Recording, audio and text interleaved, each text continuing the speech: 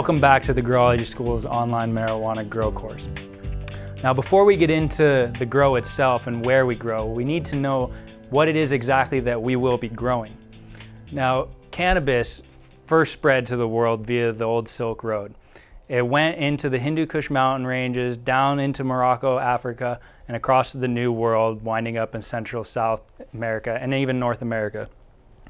This is where we established the land race varietals of cannabis. These are the strains of cannabis that are native to the areas that they grow in.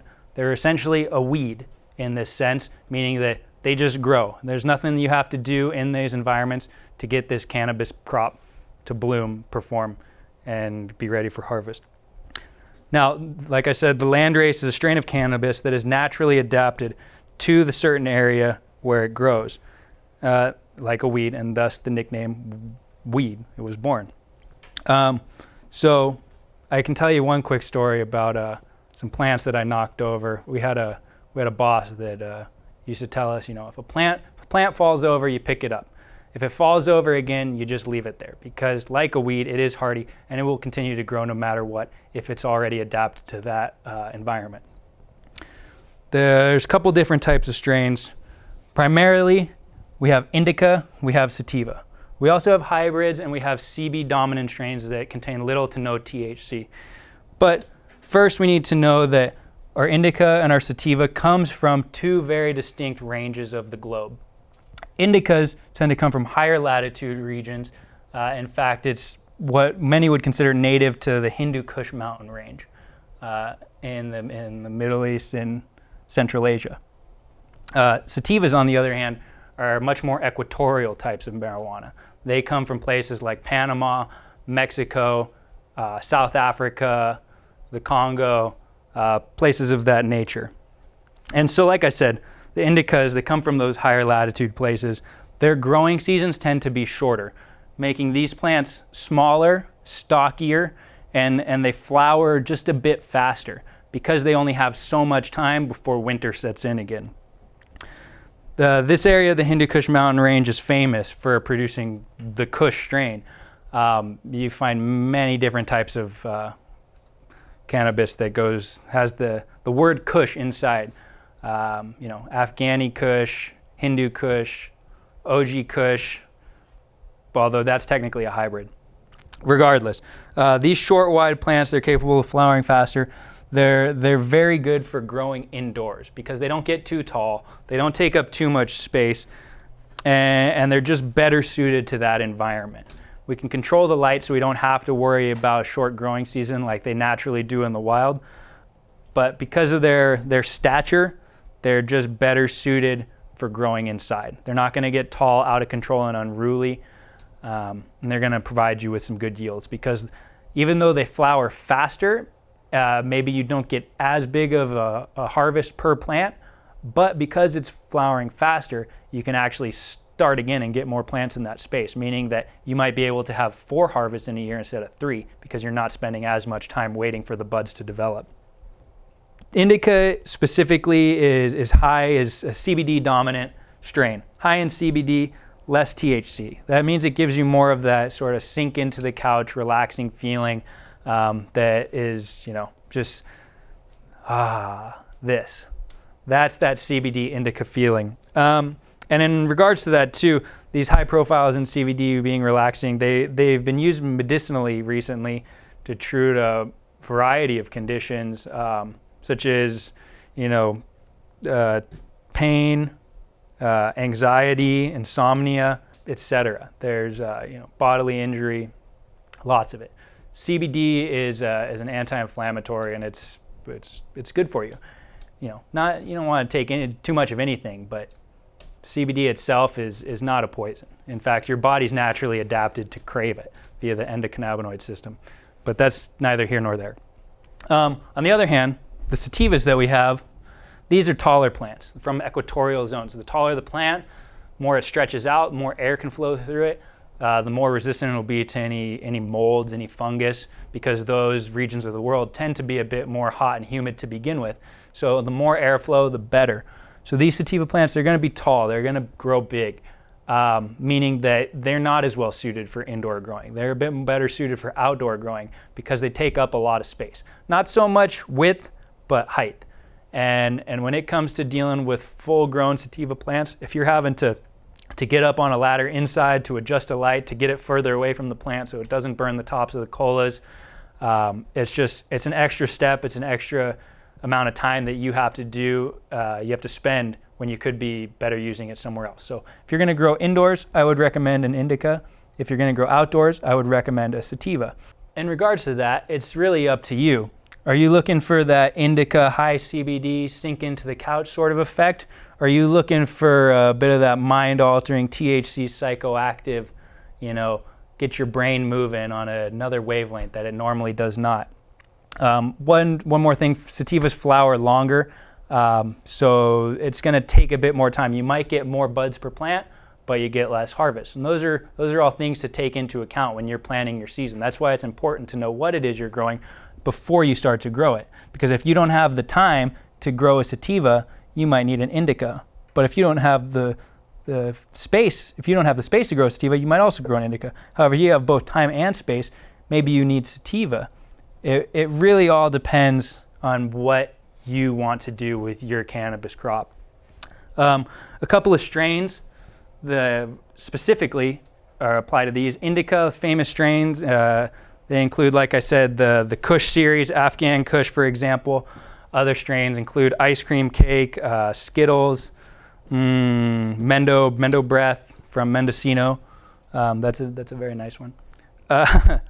Blueberry, blackberry, all the berries, and those are your indica dominant strains. As for sativa, you have other things such as Durban Poison, you have Maui Wowie, Jack Hare, you have all the hazes, the lemon haze, super lemon haze. Those are very popular right now. Hawaiian haze, and others. There's hundreds of different varieties of both the sativa and indica strain. You just want to do your research and look what's best for you. In addition to that, I'd like to touch on real quick with sativas. Some of the medicinal properties of this is it's found to be helpful with ADD. It's found to be helpful with depression. The psychoactive element of the THC just kind of gets your mind moving, like I said, on a different level than it normally does. Gets you contemplating things that you normally would not. And it's just helpful for got a uplifting electric feel, they say, that gets you out of any sort of mood or funk that you're currently in. So that's one thing to keep in mind. In addition to those, we have hybrids, which are exactly what the name suggests. It's basically a combo of both. There's, again, hundreds, if not thousands, of strains of hybrids, whether they're THC dominant or CBD dominant. It depends on the specific strain itself. But, they take the positives of each plant. So they take the positives of the flowering longer, but smaller, flower faster. It's a good blend, and it's primarily what's being grown today. A lot of commercial grows that I've been to, they're just everywhere. Like certain hybrids that I come to mind, OG Kush, Girl Scout Cookie, Gorilla Glue number 4. Those are some of the ones that I can think of off the top of my head. And there's many more that I've left out. But hybrids, like I said, is a good combination of the both. And the faster they flower, the less chance you have to make a mistake. So I would look into an indica or a hybrid for first-time growers. Sativas are also fun. That's my personal favorite. But they just, the home stretch is a little further away. So that's a decision for you to make depending on where you're going to grow and how you're going to grow it. Lastly, I want to touch on the fact that we have what are now in demand is CBD only strains. Well, really they're CBD dominant because there are minute traces of THC in them. But they are basically, it's a new demand, almost as like a health supplement. CBD has become very popular for the anti-inflammatory capabilities that I talked about earlier. It's completely non-psychoactive, this type of pot, so you can smoke a joint. You're not going to feel any mental effects. You can stay clear and level-headed to get through the day. but you're going to get those benefits of the CBD. You're going to get that little bit of the relaxed body feel. It's used to treat bodily injuries. They've been using it to treat epilepsy and reduce the growth of cancer cells. There's many other things. One of them is you can help with THC-induced paranoia. So if you've been smoking a little bit too much of this, you might want to get yourself a CBD-only strain. Strains like that are like Harley Quinn and Sour Tsunami, which is a really cool one. I got to play with that once. Harley Sue. There's not as many as the others, but they are out there and they're becoming more and more in demand, more popular as the days go on. Now that we know a little bit about what we're growing, it's going to be time to get into how to grow it. But I do want to just point out one last time that it's really important that we know what we're going to grow first before we decide how and where we're going to grow it. Because as I was saying, if we're going indoors, indica is really the way to go. It just trumps sativa. It's much easier. It's harder to overfeed it. It flowers faster, so like I said, there's less time to make a mistake. They stay smaller, meaning they're more compact, more concealable. They're not going to be growing out your windows or out of the greenhouse, so it keeps prying eyes at bay. And lastly, sativas, they can get kind of large and finicky. Is the one you'll see soon enough will show you. It just kind of spreads its fingers wherever it feels like going. And if you can't control it, if you don't have the space to allow for such a thing, you're going to get a reduced crop because you're going to wind up having to physically stunt the growth of your plant if you have to change anything up midway through the vegetative stage. So with all those factors in mind, I think it's time that we move. We see, once we've researched what it is that we want to grow, we're going to figure out, and I'm going to teach you how we're going to grow it. Now, before we get into where we're going to grow and how we're going to grow it, let's take a minute to stop and talk about what exactly it is that we're going to be growing our marijuana in. We're going to need some sort of way to hold our grow material all together and allow our nutrients to uptake, our roots to uptake whatever nutrients it is that we might give to our plants. For instance, here we have a small terracotta pot. It's a clay pot.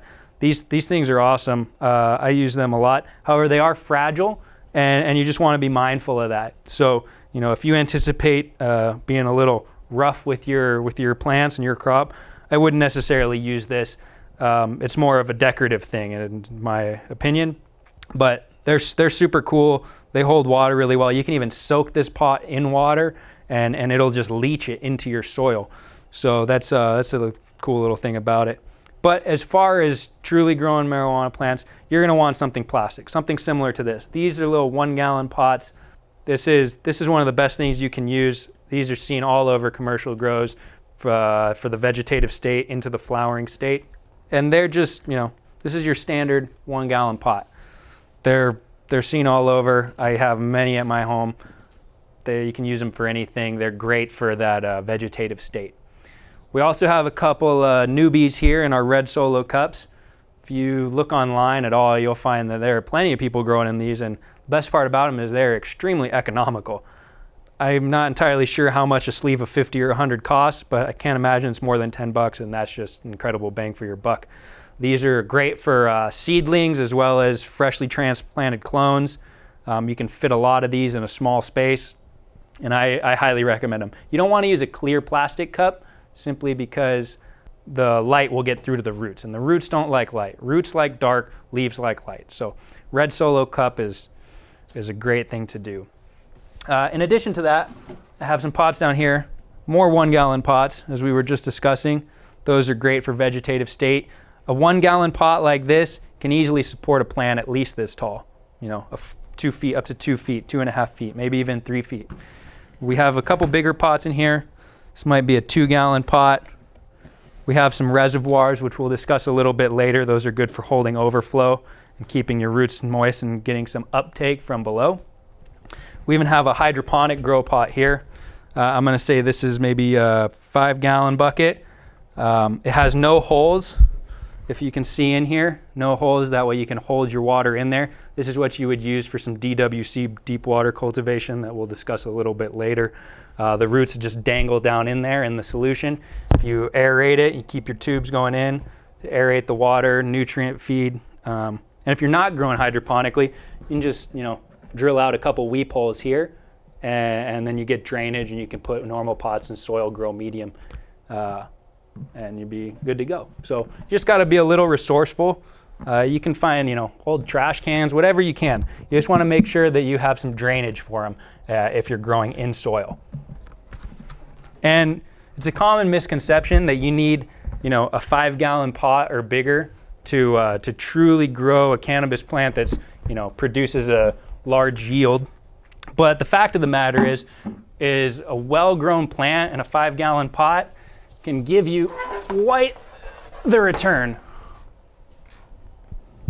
as evidenced here. This 5-gallon pot is actually truly less than 5 gallons as far as volume is concerned, but as you can see, I believe our plant went out of frame.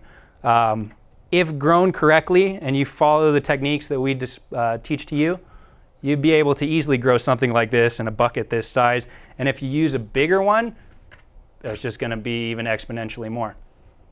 So that's a quick little note on where we'll be just a note on pots and where we'll be growing our plants. You can be resourceful, use anything that you find. You just want to make sure that the water can escape, or if growing hydroponically, that the water stays where it's supposed to. So now that we've discussed that, let's get on to where we'll be putting the pots.